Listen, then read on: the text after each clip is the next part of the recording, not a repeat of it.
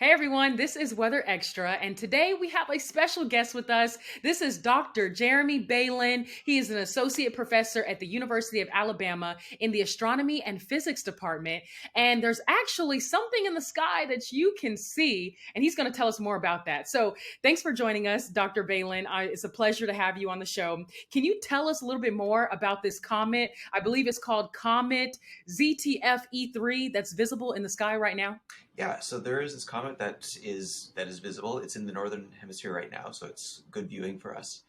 So a comet is a kind of a rocky, icy body that goes through the solar system. If it gets too close to the sun, it starts evaporating, and we see the tails coming from that evaporation, and they can put on a really nice show.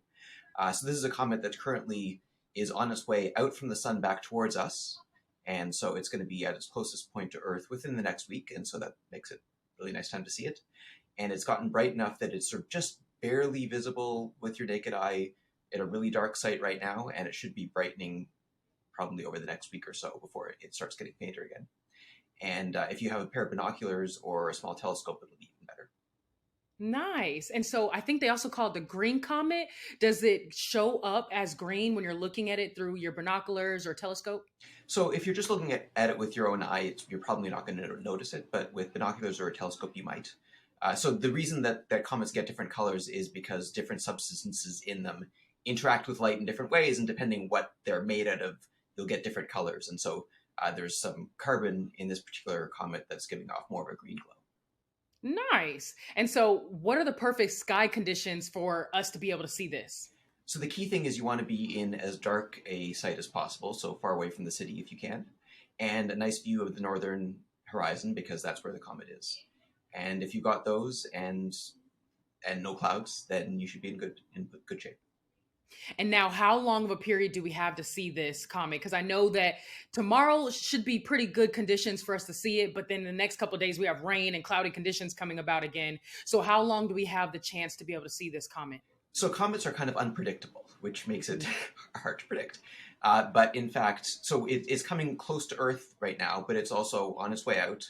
And comets sometimes they break up and things happen to them. And so we can take a guess, which is that we have another 2 or 3 weeks. Within the next week, it's going to be getting brighter, and then it's going to be getting fainter. But how much it's getting fainter, we don't really know. But if you got a chance over the next 2 weeks or so, that's going to be probably the best time.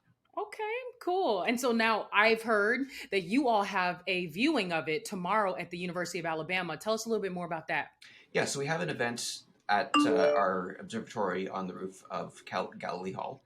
We'll start off with a short talk in Galilee Hall, room 227 at 7:30, followed by observing on the rooftop, which is open to all. It's a public event, so please come. Awesome. Cool. Is there a reason you all chose to do it tomorrow? Is that because it's going to be one of the better days that you all have predicted to be able to see it? So in a sense, we got lucky that the clouds are supposed to be not too bad tomorrow compared to the nights before and the nights afterwards. But it's a matter of trying to figure out when it's going to be visible at a good time for people to come up. Nice. And then what can someone expect if they show up? Since it's open to the public, do they have to bring their own binoculars? Are you guys going to have ways for us to see it, or how does that work? So we have a 16-inch telescope on the roof of Galilee Hall, which is one of the telescopes we'll be using.